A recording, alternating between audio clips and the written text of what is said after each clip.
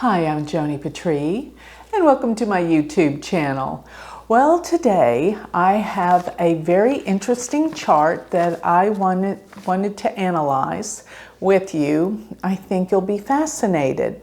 So who is it that I'm going to be looking at the chart? Well, it happens to be someone who is running as a Republican for President of the United States, and most of you probably are well aware of who he is, which is Vivek Ramaswamy. And I have his birth time. The reason why I don't do many people's charts is because we don't have their chart. We need their birth time. But I have great news because Vedic astrologer Steve Stuckey has gone through all the trouble to find out his birth time. And Steve is a Vedic astrologer, and he is so into obtaining data so that we as astrologers can do our work. We need to have an accurate birth time to really make strong, accurate predictions. So what Steve has done, and by the way, Steve is the one that figured out Hillary Clinton's birth time because he discovered in his research that once you turn 70, that your records are public concerning your birth data. And so he figured out that legal information, and now what he's discovered was that Vivek, who is born in Ohio, that certain states, Ohio being one of them, have their records for the birth data public. And so Steve Stuckey obtained this from the Ohio vital records. So here is his accurate birth time. All astrologers out there are going to want to have this. Now, Steve has said that he is going to deliver this information to Astro Databank so that everyone practicing astrology can have the accurate information that is needed to make accurate predictions. So looking at Vivek's chart, let's put it up here and let me go over his birth data that Steve so eloquently obtained for all of us into astrology, which he is born August 9th, 1985, and here is the time, 6:51 p.m., so 1851 in Cincinnati, Ohio. And just looking at this chart, it speaks volumes about who Vivek is. And when you think about it, if you read about him, I mean, go on to Wikipedia, it'll blow you away. I had no idea this guy was so smart. Came from a smart family. He graduated high school. And of course, he was the valedictorian of his high school. And then he continues on to Harvard, where he graduates in biology, undergraduate degree, summa cum laude, straight A average. How do you do that? I don't know, but this is just some of the things he's done. And then after that, he continues on to Yale and gets a law degree. Of course, he didn't do undergraduate law, but of course he gets a law degree from Yale. So he is like brilliant. He used to be a libertarian, and he's married. His wife is a doctor, and he has 2 sons. And his parents were brilliant too. His mother was a psychiatrist, and his father was an engineer and lawyer. I mean, come on. This is just a family of brains, right? So everyone here is doing really well. And he really loves to debate. In high school, college, all of that, he took on debating. And on top of that, after all of this, he starts a pharmaceutical company that is a multi-billion-dollar company. And It does many things, trying to experiment, find cures, but it's a pharmaceutical company for whatever that's worth. I know some of them are not always on the up and up, but that's, we need them. And for the research, but Vivek is worth, some sources say 950 million or $1 billion. He's a billionaire and he is only 38 years old. So what do we see in a chart of somebody that has this kind of brilliance, talent, charisma at such a young age? You got to give it to him. The guy's got quite a toothy smile. He's got charisma going on. You're going to see all this in his chart. So let's look at it.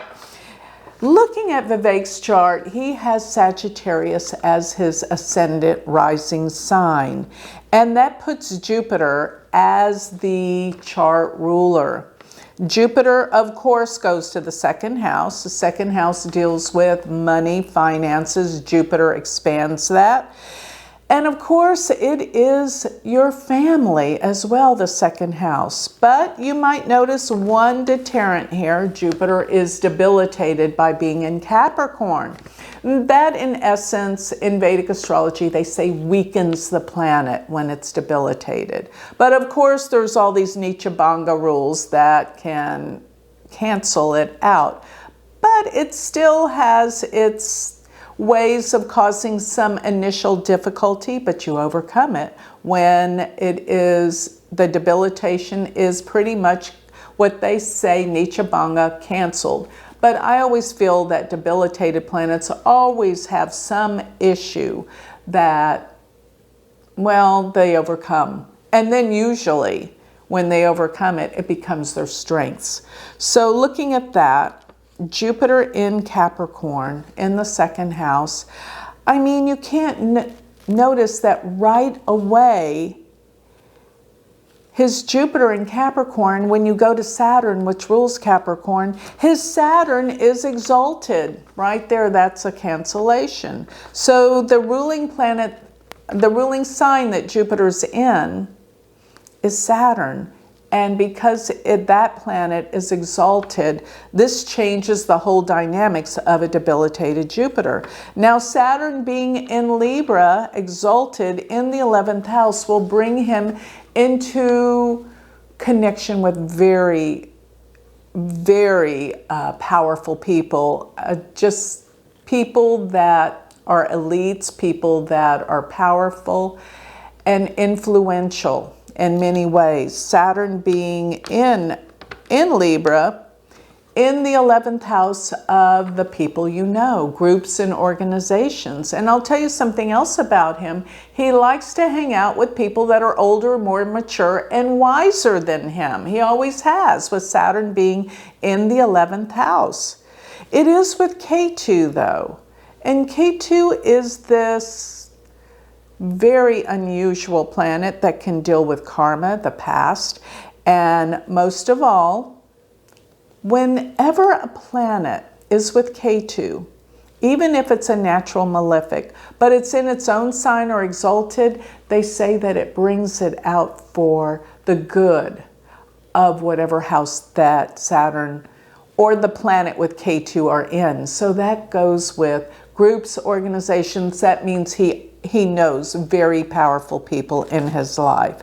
It's his connections that have helped him. But of course, all the other attributes about who he is has got him where he is today at such an early age.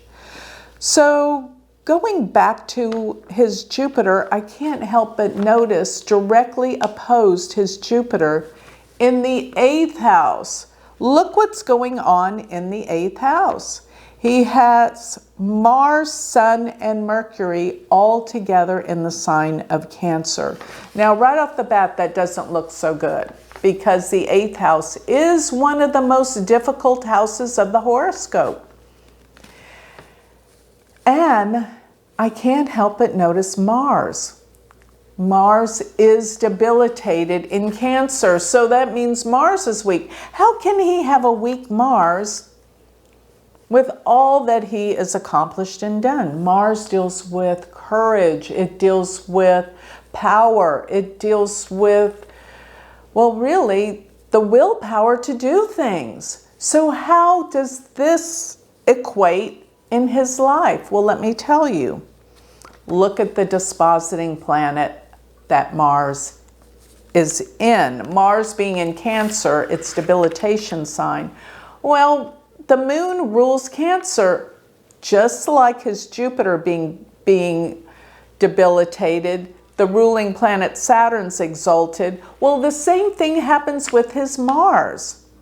Because his Mars in Cancer, the moon, which rules Cancer, is exalted. Same exact scenario of his Jupiter. His debilitated Mars is canceled by his moon being in Taurus, exalted.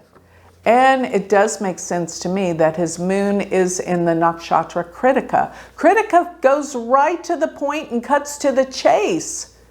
It does, and so does he. He is very adamant about what he believes, and he's not afraid to talk about it. He's not afraid of who it might offend because, in his opinion, you know, he's standing up for what's right. And Kritika, that nakshatra symbol is a sword, which means they cut to the chase, they get to the point, and they mean business. But the moon is exalted in this sign. This is fantastic. So his moon, which sits in the 6th house, deals specifically, well, the 6th house deals with health and healing. And he did get his undergraduate degree in biology, science, health, healing. He owns a pharmaceutical company. That's a 6th house matter, health and healing. And this is a very powerful moon in the 6th house. Now, I will say he's got to watch what he eats a little bit because the moon being in the 6th will cause digestive upsets. I know that. But I also read that he's a vegetarian. So he's very cognizant about what he believes in harming animals. He has said that. He doesn't feel like that's the right thing to do. And the other aspect about being a vegetarian is it is healthier in many respects. So he is very health oriented with his moon being in Taurus in the 6th house. Now looking back to this Mars, Sun, and Mercury. Now the 8th house does deal with money through other people. So I'm sure, you know, his family did well. So he had a little bit of a jump start in life, even though, you know, he has really attained his own wealth. But also notice that Jupiter aspects Mars almost exactly to the degree, within a degree, and Jupiter aspects the Sun, and it also aspects Mercury. Now, because two planets that are debilitated aspect one another, that's another cancellation of the debilitation. So the debilitation was probably something as a kid, being different, going to school. He went to Catholic school, and being from India, he had to learn to fit in. It's probably what some of the debilitations are about here. But also Mars being there with the Sun, there's like, he's a fighter. He can be almost too aggressive at times with the Mars-Sun conjunction. But these three planets in Cancer, I'll tell you what else they mean. There is a deep sense of insecurity. Now, you would never think that. Because what happens when people do have a deep sense of security, they overcompensate. And through all of their actions, they become more powerful and more extreme to overcompensate some of the degree of insecurity that the sign Cancer indicates. But boy, has he overcome it. He's become over the top with going overboard. But let me just remind everyone, the 8th house does deal with disgrace and humiliation at some point in life. And I'm sure he has already experienced some effects of this. Besides, it's probably what motivates him and makes him feel so strong about going after the things that are wrong. Because he's felt that emotion of being hurt, feeling the way that the sensitive sign Cancer does feel with its insecurities. Now, another thing is, looking at the 8th house, the 8th house is the house. It deals with massive money, which he has attained, and it deals with working with others to attain massive money. Can deal with corruption. I don't know if that's a situation or not in his life. I didn't research it. I'm just looking at the chart. But it deals with charisma. And let me just tell you something. You have to have charisma, unless there's something else backing you, but you have to have charisma to get ahead in this world. I firmly believe that. Charisma is that thing that makes you stand out, makes you different. People notice you. I always say Marilyn Monroe, she's got the charisma in Hollywood back in the day. There's so many beautiful stars, perfect features, but it's charisma that made Marilyn stand out. We still talk about her to this day, and she died in 1962. She had Mars and Jupiter in the 8th house. And Vivek has Mars, Sun, and Mercury all in the 8th house. Let me tell you about Mercury in the 8th house. Mercury is the only planet that doesn't lose strength in the 8th house or have the problems that the 8th house exhibits. Why? Because it gives somebody the ability to dig deep, to go to the core, go to the essence of discovery. And the 8th house is the house of science, research. He has done the science and research. This is what his company is founded on. The pharmaceutical, yes. Many drugs for diseases. And being a scientist, researcher, and Mercury there, he has dug to the bottom of things, and many things. This is probably politically. He probably knows more than he's leading on in so many ways, because the 8th house pretty much goes beyond this world. It is life after death. This is a powerful, powerful 8th house. And so he has charisma, he has charm, and in sexuality, that's what the 8th house does. It gives sex appeal. So this will take him a long way. I mean, Kennedy had sex appeal, JFK. So that got him front center stage. JFK had 8th house planets too.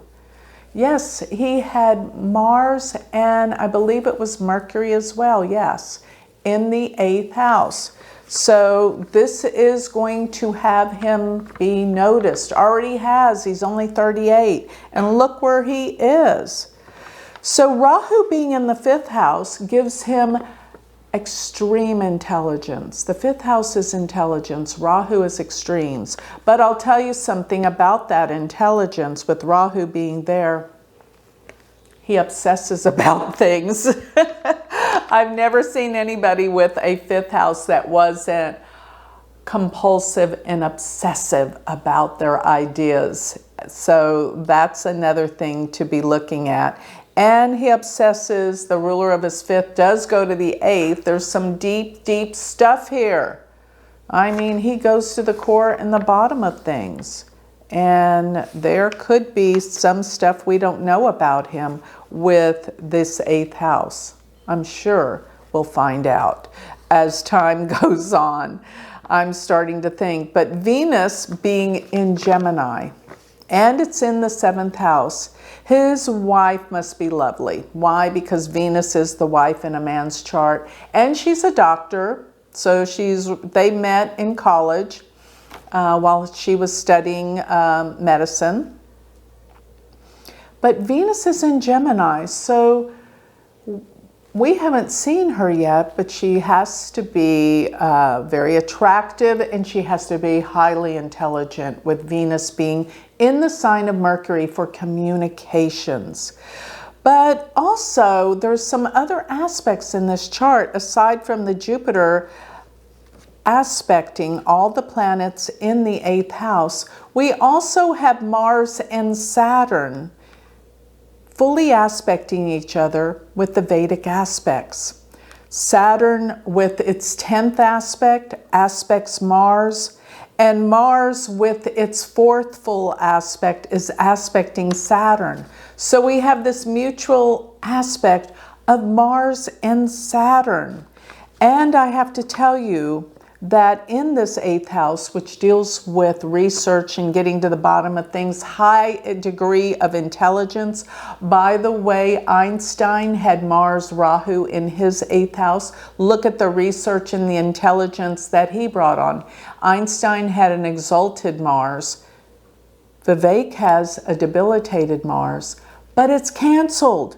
And when you look, I'm not showing you the Navamsha here, but his Mars goes to Scorpio in the Navamsha. So whenever a planet that is debilitated goes to its sign of rulership or exalted in the Navamsha, that's another cancellation. So in other words, Mars picks up great strength in his chart. Looks can be deceiving by just noticing its debilitation. But with these planets in the 8th house, they're aspected by Saturn and they're aspected by Jupiter. This is a point of manifestation. Saturn gives the hard knocks and determination, while Jupiter gives the opportunities. And this 8th house tells me it takes his level of knowledge and information to the depths. Discovery. It's powerful. Powerful, incredible chart.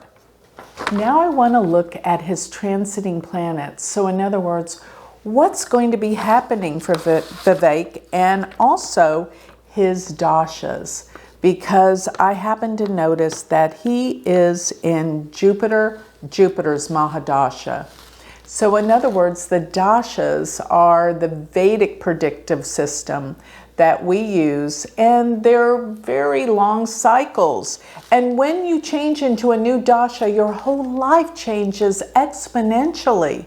This is huge. So he just went into Jupiter's Mahadasha, March 5th of 2022, and he will continue to be in Jupiter till April 23rd of 2024, where he will go into Jupiter-Saturn.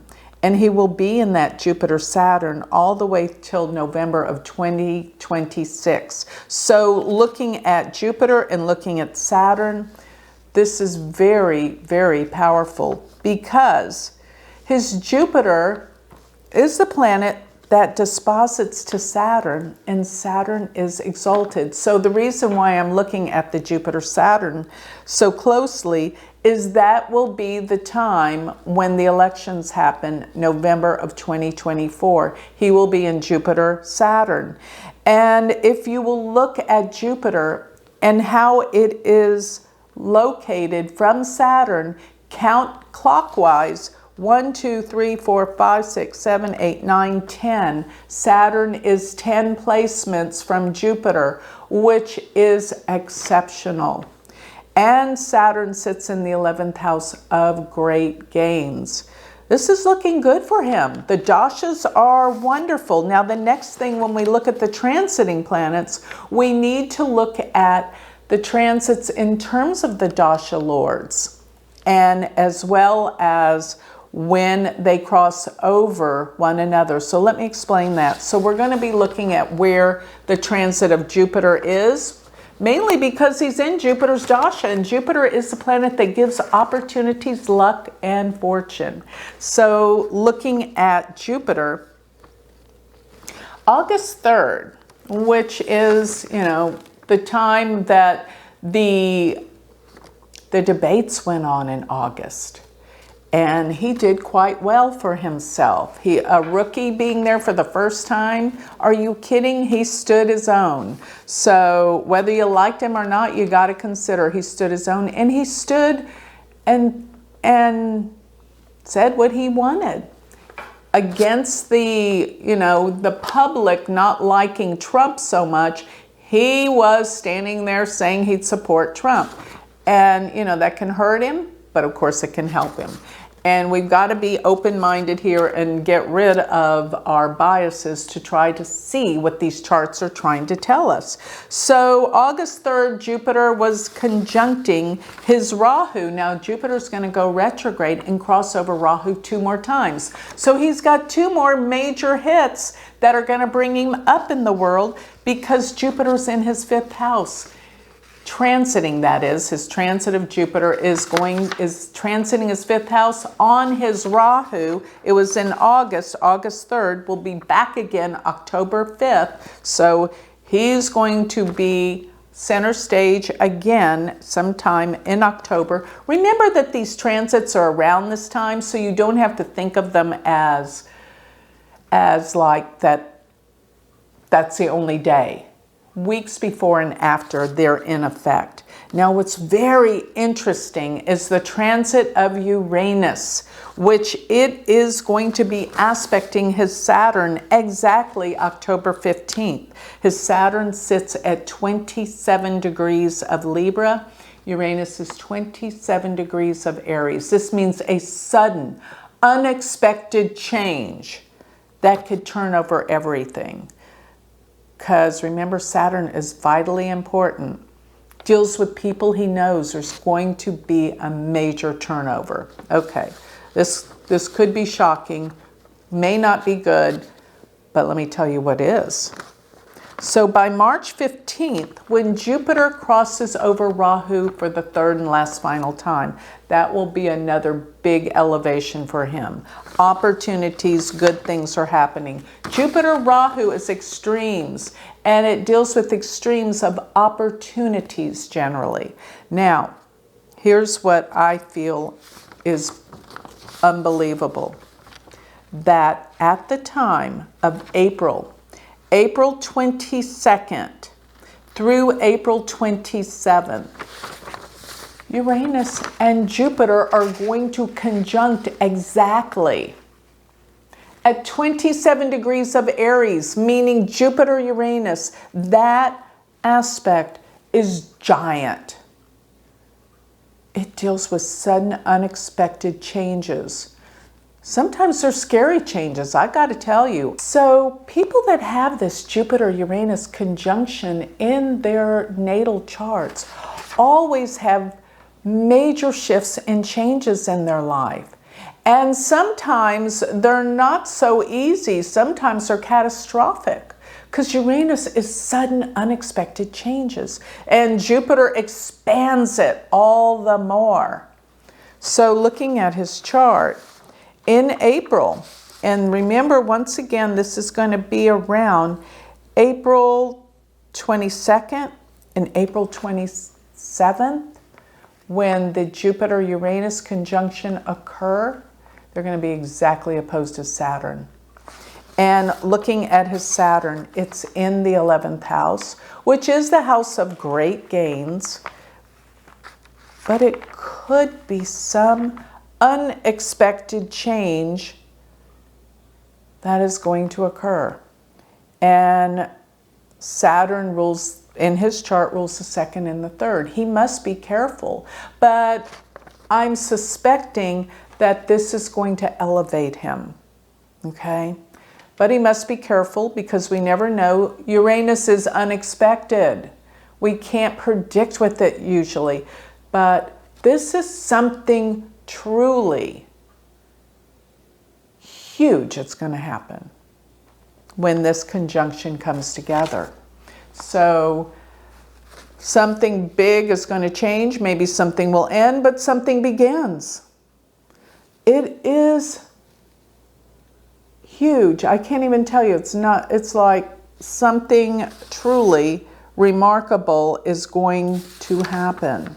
Somebody in his life will be affected. maybe somebody that he is deep friends with, there can be a major issue. But hopefully it'll be something positive, good, which it definitely can be. A sudden streak of luck. Maybe it's through something difficult that he becomes very lucky.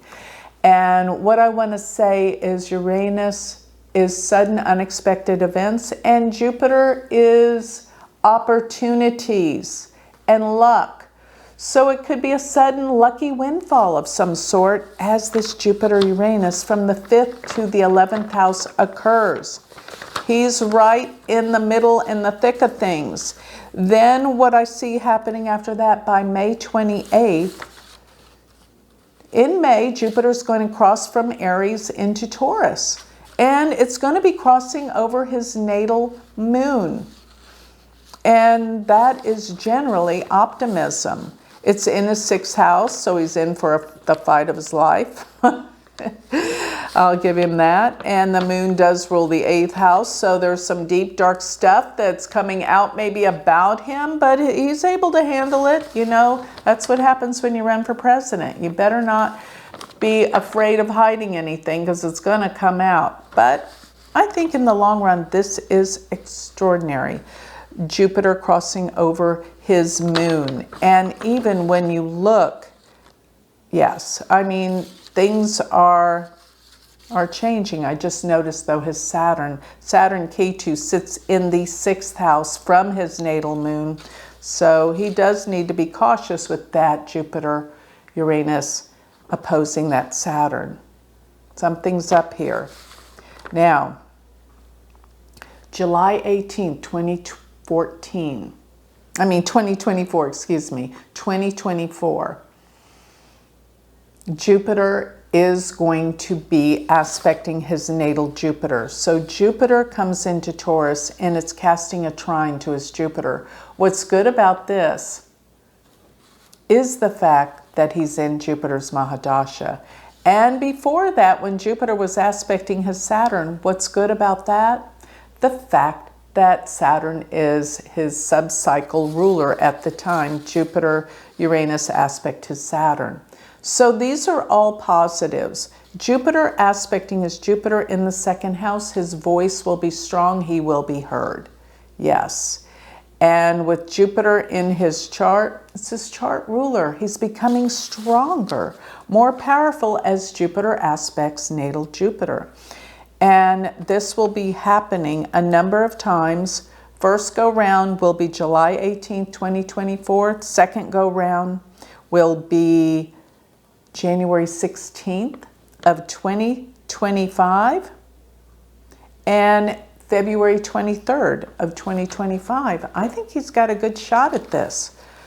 I had my doubts, but looking at these transits, this is pretty good. So do not take Vivek lightly. He is a force to be reckoned with. He's going to come up in the world by October 6th. This is interesting. Saturn will be fully aspecting his Rahu. And what people don't understand is I have seen that when Saturn and Rahu affect one another, it's difficult, but what comes out of it is a gain. So I'm looking at this chart and it's looking pretty impressive at this time. And I'll tell you something else. Venus will be in Scorpio at the time of the elections, which is not so good. It will be in his 12th house, but it will be affecting his moon. But he's going to make his mark this time, this go round. And he is a force in life to be reckoned with. And I think people are aware of this. They're going to stand up, take notice, and he's not going away for a really long time. Yeah, and because of that, because he's so powerful, you know, he better be cautious. 8th house is a difficult house. It is a house of death. So, you know, I just got to say he's got to watch his back too. Because you know what happens in politics? You know, people can be very, very corrupt. So let's just watch where he's going, because he is definitely a force that could change things. And he's young, he's vivacious, he's charismatic, he's got it all going, he's smart, he's rich, he knows what he's doing. And I think he has good intentions. So consider looking at him. He has a pretty amazing and powerful chart. Maybe too much at times, but hey, like I say, the nice guys finish last, right? So he knows how to stand up and be strong, and he doesn't mind stepping on other people's toes. That's the kind of people that make it and get ahead in this world. So that's my analysis for now on Vivek Ramaswamy. So if you enjoyed this talk, please go to my website, learn more about me. Go to my website and see all that I have going. Free newsletter. Sign up for it. You'll get all of my predictions delivered to your email address. And also remember, I have an online magazine monthly. It's amazing. Joni Patry's Astrology Insights, as well as my Shooting Stars class. What are you waiting for? This is the class that we put our heads together to empower each other and follow our spiritual path to become more aware and more conscious in this world. So go to galacticcenter.org, as well as if you want to study with me, learn Vedic astrology, check out my university website, which it's all online, universityofvedicastrology.com, and you can start anytime, become my student. So with that, I say thank you for listening.